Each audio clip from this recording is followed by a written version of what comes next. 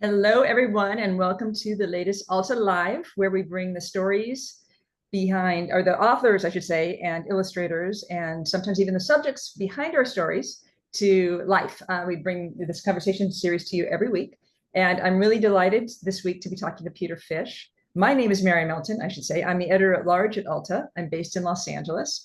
Peter is in San Francisco. Peter is a wonderful writer. He's an editor. He's a teacher.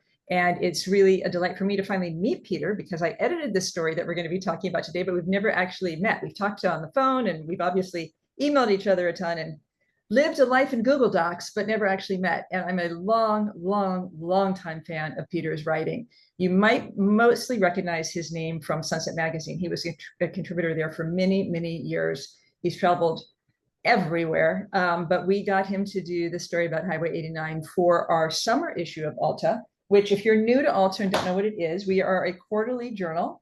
Right here is the issue that Peter is featured in.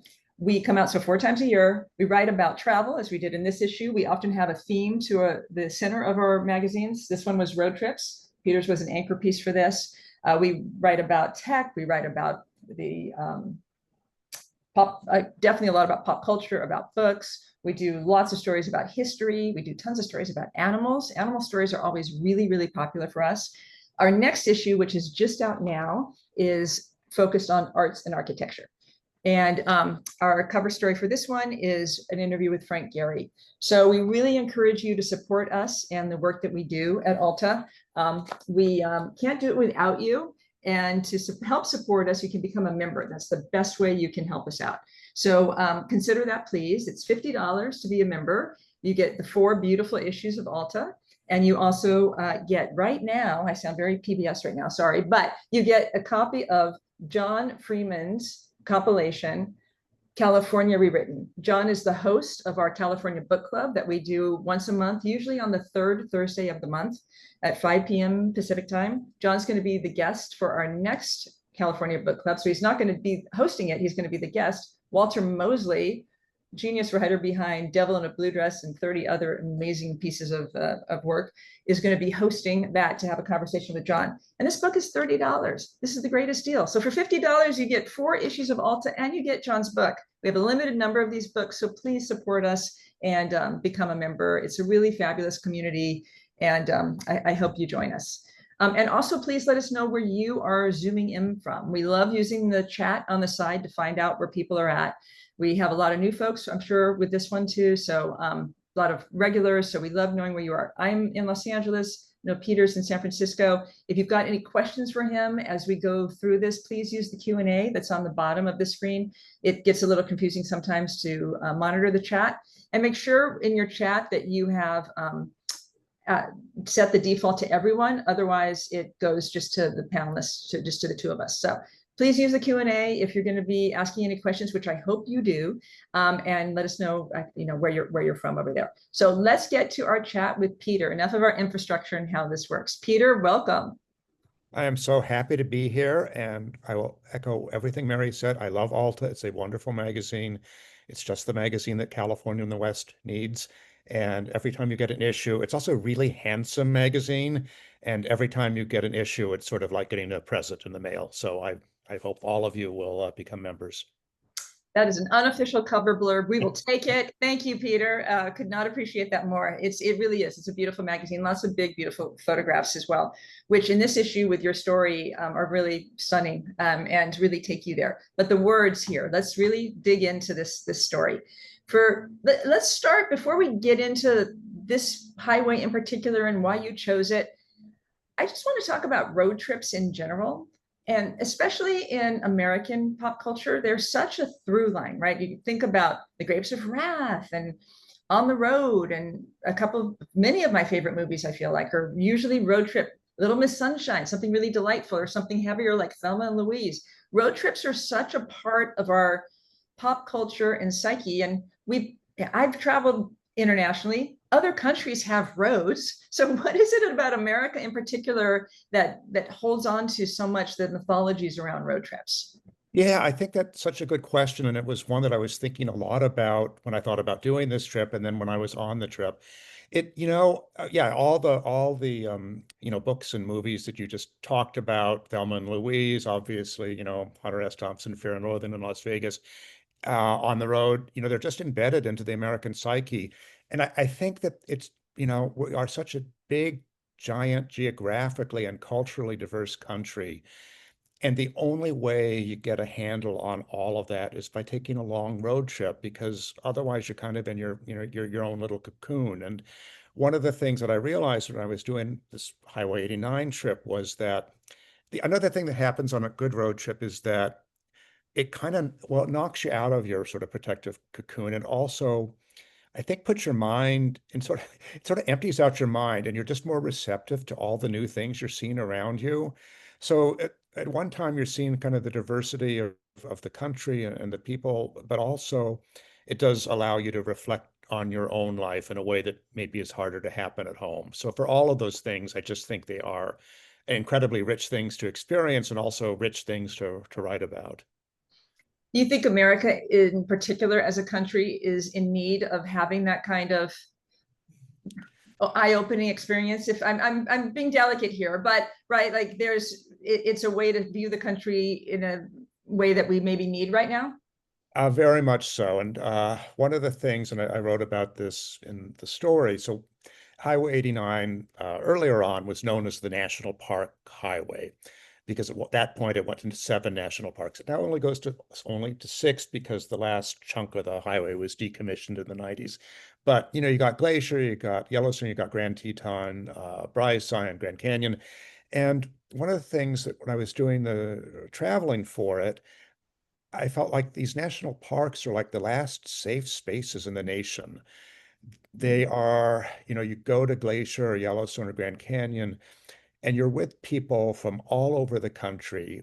And, you're there at a chuck wagon dinner or on a ranger hike, and you're pretty certain that, if you were started talking politics, you would not agree with each other and you might well get into arguments. But absolutely nobody wants to do that. Everybody wants to focus on the geysers, on the glaciers, on the view from the Kaibab Trail. And then you kind of just chill out and then you talk about your lives in a way that is very uncommon, at least in the part of California I'm from, which is urban. And people do not warm up to strangers immediately, and somehow in national parks you do. And for me, that was one of the big blessings of the trip. It made me feel better about the nation. It made me feel better about myself. And it just made me kind of relax about things for a few weeks. And it was honestly, it was just a godsend. It was just what I needed. Yeah. Well, as I said, other countries have roads, but don't have the same connections as I think we do to road trips. Other countries have national parks too, right? They're equivalent of national parks. What is it that do you think makes ours different? Because I totally agree with you, but it's if you've been to so many of them, what do you think it is? Well, we were the first. Yellowstone, which was established in 1872, is said to be the first national park in the world. I think there's some, I think that's basically true. And certainly we kind of glommed onto the idea in a bigger way than anybody else did. I think that the kind of veneration of the American landscape and the veneration of the healing nature of wilderness and of being outdoors is just very much embroidered into kind of the American psyche. And for that reason, um, they are a very powerful influence, on the country. And when you go to a place like Yellowstone or Zion or Bryce, you do feel like, until you've been to these places, you don't entirely understand what being American is like. Now, I will say that one of the things that I learned on this drive, because I thought I knew all these places reasonably well, because I had done much of the drive in little bits. I'd never done it all at once. One of the things that has happened, I think, especially with the parks over the last decade or so, is people have come to realize how much of that history has been left out. And one of the best parts of the trip for me, was spending a time with a Blackfeet Nation guy, Alistair, and going around Glacier and the Blackfeet Nation. And you just realize how integral these lands are to the West Native Americans, and how for so many decades those stories weren't told. And the parks are tentatively beginning to do that now, and that's a good thing. But it's very much like Yellowstone now has a really good kind of tribal art center. The Grand Canyon's doing stuff, and Glacier is, but a long ways to go. But again, that's another thing you see on Highway 89 is that the native presence is continuous and really strong, and it's eye-opening in the best possible way. Yeah. Mhm. Again, that you need to, if you want to understand the West, then you need to, go to places. Yeah. And so, Peter, tell us, I want to get back to that in a second. Tell us Highway 89, how long, start to finish? Yeah, just give us Yeah, so Highway 89 is 1,400 miles long. It starts at Babb, Montana, right on the Montana-Alberta border, goes through Montana, Wyoming, a tiny corner of Idaho, then Utah, and down ends in Flagstaff, Arizona. I said at one point it went all the way to Nogales, Arizona, but it no longer does that.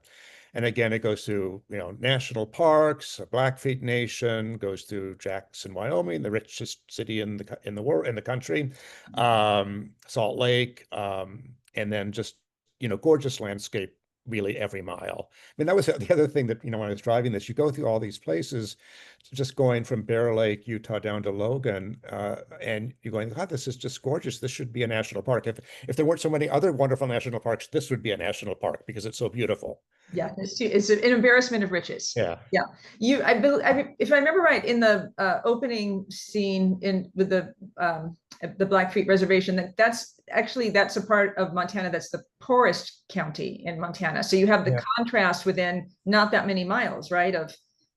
Yeah, that was one of the things that you also learn about the nation, about the West, is the different, the gap between the haves and have-nots. I mean, the Blackfeet Nation is poor, Navajo Nation is not well off, and also there would be these towns, especially kind of in the central part of Montana and the part of Wyoming that isn't Jackson Hole, ranch towns that are not thriving, that are poor, and with drug problems and poverty. And then, on the other hand, you get to these fabulously wealthy places like, Jackson or Salt Lake City and the Wasatch Front, which are kind of as booming as a tech center.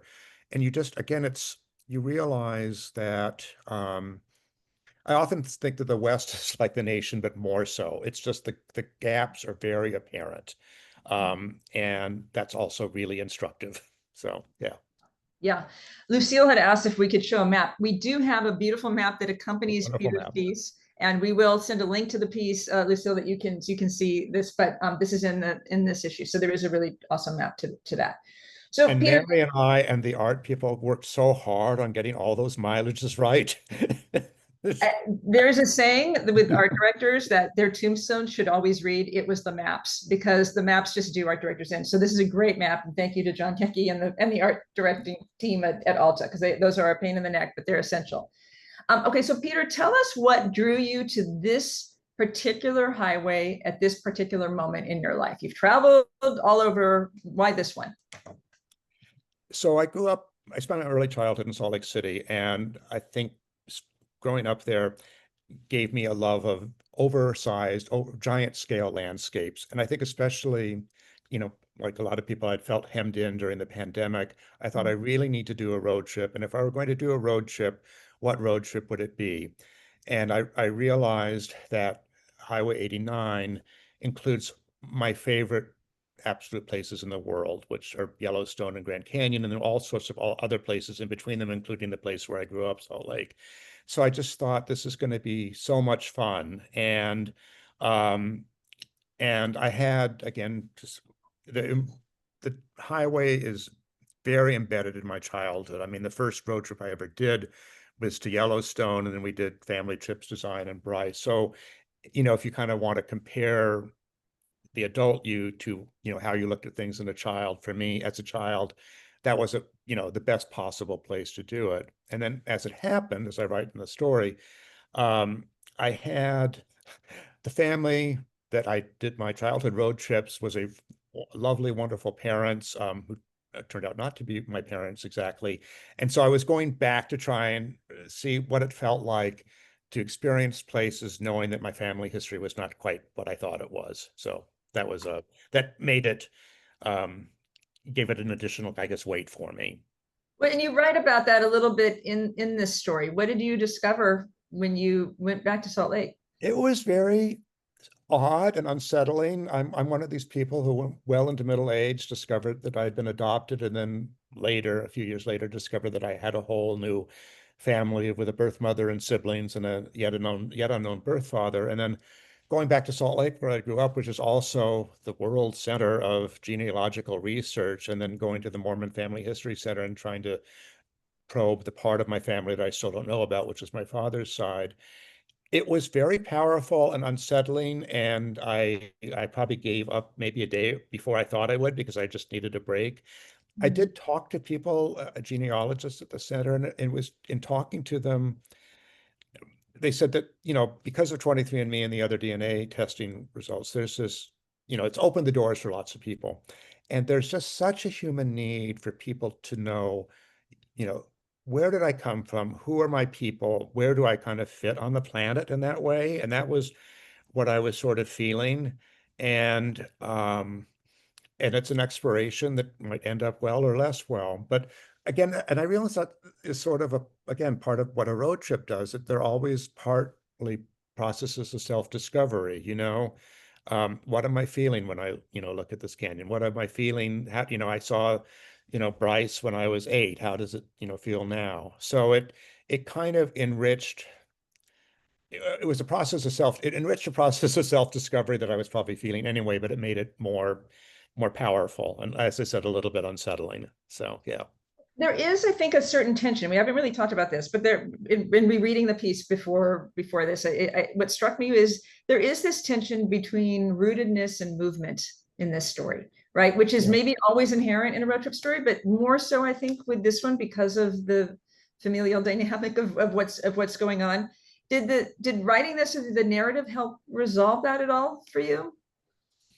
Yes, it honestly did, and it made me sort of made me make the decision that I'm not going to press looking for the other side of my family. That um, I would be pushing my luck, and I had two great adoptive parents, and I really like my newly found siblings from my other side. So, and it didn't seem necessary anymore, and especially, I ended up at the end of the story, my son at the Grand Canyon, which he had never been to. And, at some point you have to realize that you're happy with what you have and you have to revel in that, which is another good thing a road trip can do.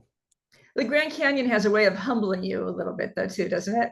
Oh, yeah. Yeah. I mean, all of these parks do. Yeah. But I think I could look at it forever. It just seems infinitely fascinating to me. It always has. Yeah. Yeah. Yeah. Yeah. Did you feel like the highway was another character in this story? Yeah. Because it's for big chunks of it, it's just a 2-lane highway. I mean, you have to deal with freeways around Salt Lake City, but gosh, going through Montana, Wyoming, it's just 2 lanes, and it's really hypnotic, but also genuinely really beautiful. I felt like every mile of it was really beautiful. I was never bored.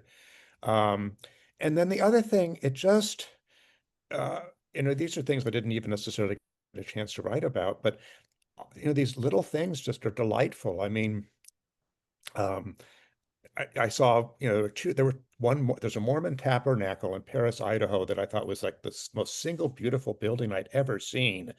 And it's open for tours. And I talked to the guy that was leading the tours, and it's, the sandstone for it was like hauled over on ice sledges over a frozen lake in the 1880s. And then in Manti, Utah, which is southern Utah, there's another Mormon temple that looks like the Taj Mahal. And you're just going, you think the country and you just don't. Um, so that was what was just, wonderful about it. Yeah. Yeah. Yeah, and I mean, you do stay in a motel that has mermaids coming up to you. Yes, that was, yeah. And yeah, it's a wonderful motel. And with the sip and dip lounge with the live mermaid show, it's well known in Montana, but not that well known outside of Montana. And it's a wonderful place. The thing that was unexpected about it was that if you want a kind of a nice night out and dress up and have a nice night out in Great Falls, you would go to the Sip and Dip and watch the mermaids. I mean, So people bring it. They dress up for it. there was a lot of middle-aged couples wearing kind of cocktail outfits. Um, and also the tropical drinks are just giant. So yeah, Okay, that yeah, the yeah, two can sometimes yeah. speak to each other. Were there other fun places that we left out or that you didn't get to write about food wise? Yeah, a couple. So, okay, this is my secret. This is I promised my friends I would say this. I feel like the best Mexican restaurant in the United States are the Red Iguana and the Red Iguana 2 in Salt Lake City.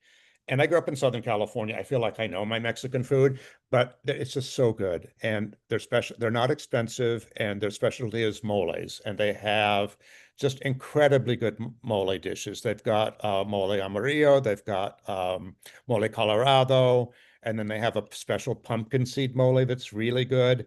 Yeah. And I would like fly to Salt Lake for the weekend just to go to the Red Iguana. So that's one place.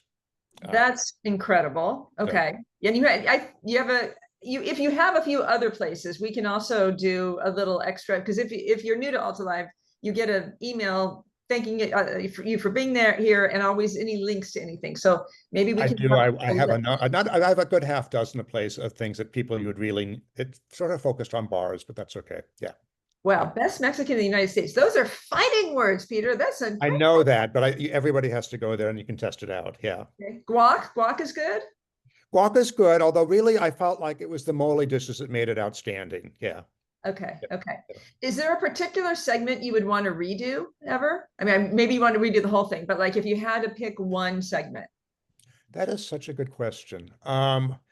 Gosh, you took I two will weeks. say that visually, I love the southern Utah section because, and again, it has all, that's all this artistic and literary resonance with Bryce and Zion, and then down through, the Vermilion Cliffs, and then, down to Grand Canyon. They're just so stunning. And then you kind of go, okay, I'm seeing, this is a landscape that Maynard Dixon painted. This is a landscape, Vladimir Nabokov stayed at Mount Carmel to write. And then you go to Kanab, which I just loved Kanab so much because it was, in the 40s and 50s was Little Hollywood because they just made like, literally hundreds of movies and TV shows are filmed in and around there. And then you get to stay at, the motel and, where all the stars stayed. And then you go out and they have a map you can get from the Chamber of Commerce and you go out and see where these things are filmed. And it's just so gorgeous. And it's a sort of convergence of the American landscape and American popular culture all in one place. And it was just so much fun. So yeah. Okay, that's great to know. I have not done Highway 89. I've done other long road trips in the Yeah. US, but I haven't done 89. But I would agree with you that of the national parks, I have been to all of those national parks just on individual trips. And I feel like Bryce, Zion, when people see Grand Canyon's jaw dropping, they're all jaw dropping, but there's something about the color of the earth, Yeah. Yeah. right? It's just unbelievably beautiful, soulful place. Yeah. You feel Yeah. like it's like you're seeing into the center of the earth somehow or something. It's just so, yeah. Yeah, yeah. So did you feel that 2 weeks was enough time to do this trip? Yes, I would have been happy to do longer, but I also miss my wife and I miss my dog. But yeah, yeah, no, it was great. It was wonderful. Yes. Okay, so And for it wasn't, those, I never felt rushed. Yeah. okay, and Yeah. for those people maybe considering this trip in particular, do you think north to south, like would it have been a different trip if it had been south to north? It definitely would have, and I like north to south, but it would work fine south to north. Sure. I think it just depends on how it's going to work for you. Yeah. Yeah. Yeah. And someone had asked in the chat what car you had, and did that matter? Um, I ended up renting a little Chevy SUV. It was fine. I wasn't doing any off-road driving, so you could use basically anything. Yeah. So Okay. yeah. Okay. So I had said earlier I wanted to get back to something you brought up about I guess what we could describe as the fraught history of some of this land, right? And how we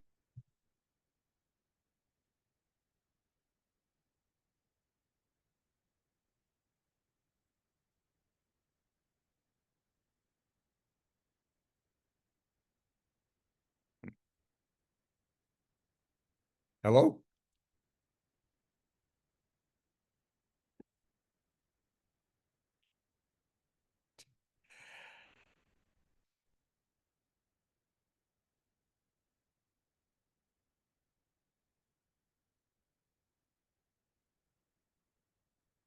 I'm sure.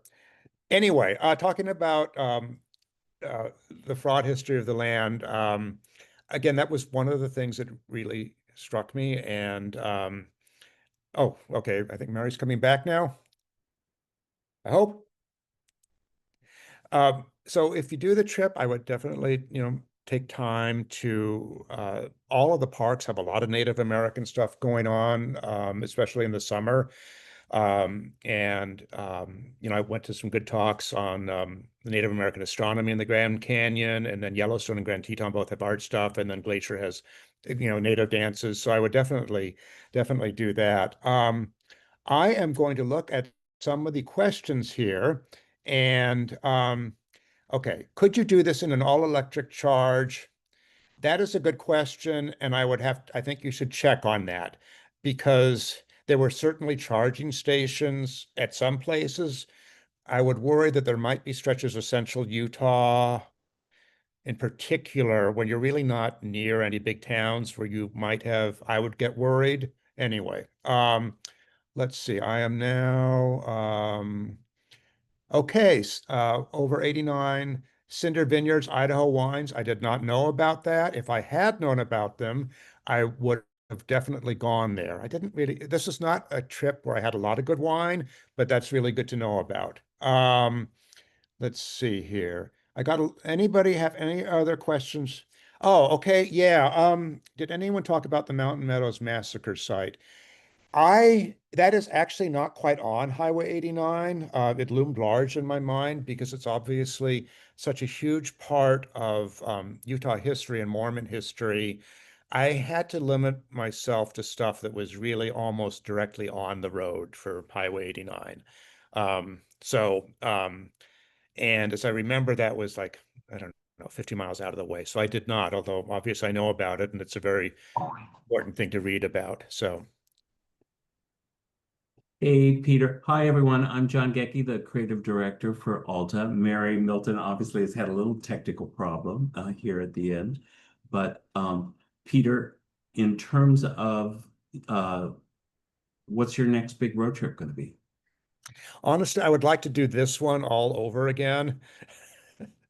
I've often thought when I was feeling vaguely stressed out, I need to just go back there. But yeah, gosh,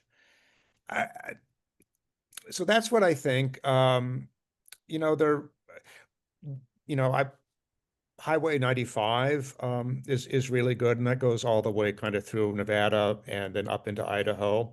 One little bit of trivia that I will share with people is road trip trivia. Why is Highway 89 called Highway 89? Because in the 1930s, when the federal government started standardizing American highways, before they were basically kind of built by the state and they started linking up together. In the 30s, the federal government started standardizing them and the numbering system. And so all major north-south highways are odd numbers. All major east-west highways are even numbers. So Route 66, even number. And it starts, and the north-south ones start on the East Coast with Highway 1 and end on the West Coast with Highway 101. And they sort of march east to west, increasing in number. That is why Highway 89 is Highway 89. So something I didn't know before I did the trip. I didn't know till you told me that as well. So, okay, since oh, let's see here. Here we have Mary is back with us here. Okay, good. My neighborhood WhatsApp group is popping off because we all had the power go out very inconveniently. I do apologize to everyone. So Peter, thank you, John, for jumping in. So I'm really curious, are there other highways that you haven't done yet that you want to do? I'd like to do 95, which goes up. I've done part of it. It goes up through Nevada and Idaho. So interesting country, kind of parallel to that. Shamefully, I have not done all of Route 66 in the West. I've done chunks of it, so I would like to do that. I know you've done that. You've written about it for Alta. I'd love to do that. And I think those are the two main ones, although I like 395. Yeah, so there are lots of good ones. 395 is I think my favorite road in the Yeah, honestly. Yeah. I mean, Highway 1 is unbelievable, obviously. It's otherworldly, but 395 has just got so much soul. But yes, highly recommend you do 66. So can I answer a question? Because then that's going to give me a plug about something. So, okay. Sure, of course. Okay, LT, do you have any go-tos when you are new to a place? How do you get a sense of the town? I walk around, but one of the best ways to get a sense of a place is if they have a local newspaper, picking up a copy of the local newspaper. And one of the things I didn't work into the store because I didn't have room. So there's this town, you would fall in love with towns. And one of the towns I fell in love with was Choteau, Montana, which is where the Old Trail Museum has the dinosaur sculptures. But it's a wonderful town in all other ways too. It's just really charming. And it has the world's best named newspaper, and it's the Choteau Acantha. And it dates in the late 1880s. And it is acantha from the Greek root word acantha, which can mean thorn on an acanthus plant or a spine on a fish. And so the story goes that this is from the editor. It is our understanding the newspaper was founded to be a thorn in the side of those who wanted the county seat elsewhere than Choteau. And then ask any county official around here, we can still be a little thorny sometimes, which I think is a fine thing for a small town newspaper to be. So it absolutely is. And how lovely and delightful that you still are finding newspapers in these small towns. I'll say, yeah. Choteau is also interesting because it's the grizzly bear trap capital of the world. And they're giant. I mean, because actually, it's just one interesting thing about Montana is that grizzly bears are actually doing well enough that they're starting to go back into the Montana plains, which is where they used to be until driven up into the Rockies. So they're around Choteau now. And Choteau, they sell these giant, they're like little vehicles, but if you need to trap a grizzly bear, you and some people try to steer the grizzly bear into a giant cage on wheels and then clamp it down. And the Old Trail Museum has these on display. And I was thinking that is one job I would not want to do in my entire life. Is that where you had the 900-pound taxidermied grizzly? Is that where you saw that? Yeah. Okay. At the Old Trail Museum, which is just a cool museum. It is so good. How intimidating was that to stand in front of something that big? 900 pounds. Well, it was dead. Well, So, I just mean the idea of it. yeah, no, I find grizzly bears alarming. So yeah. Yeah. And the idea that now they're actually roaming around the outskirts of Choteau where I was staying overnight, I found that alarming. So yeah, that would keep me on my toes overnight for sure. Well, what I wanted to ask you before the neighborhood Wi-Fi went out and power went down was about and I know we're over a little bit, so I apologize again to everyone, but I really wanted to ask you about something more about the national parks, because we are in a moment where, right, the government's shutting down today. I haven't looked to see how and which ways that might affect that component of government the shutdown, what might have with the parks. But even before that, there has been talk and rumblings about and actual like layoffs and things that are happening that it feels like a very uncertain time for the national parks. And in fact, when you were saying a lot of these parks have just started to really talk about the fraught history that, it came before them, like there's also been more of a downplay of that history at the same time. So just with your give us thoughts about that. Although I do not know that some of the things that I liked when I was doing the traveling in terms of displays, programs, may now have been canceled. I know that has happened in some parks. As of today, the parks are open despite the shutdown, but there's going to be far fewer rangers and fewer people working there. That's not ideal. I felt like when I was at the parks, they were kind of an oasis from American politics, and I worry that is no longer the case, and I'm very sad about that. Right. Yeah, that is something that always feels like that. They always feel like a safe space. Yeah. So, and I'm really, and what's funny is that I think that's what Americans desperately want them to be. And so I don't understand why they've been pulled into this. Yeah, I would think there would be a universal backlash if something really happened to the parks, because as you said at the beginning of this, right? There's a universal appeal of that. And Peter, I would like, I'd also like to know, like, you did this trip on your own. I did get to meet my son at the end. So right. Yes. He came and joined you, which was wonderful. But what's that like being all by yourself for a couple of weeks?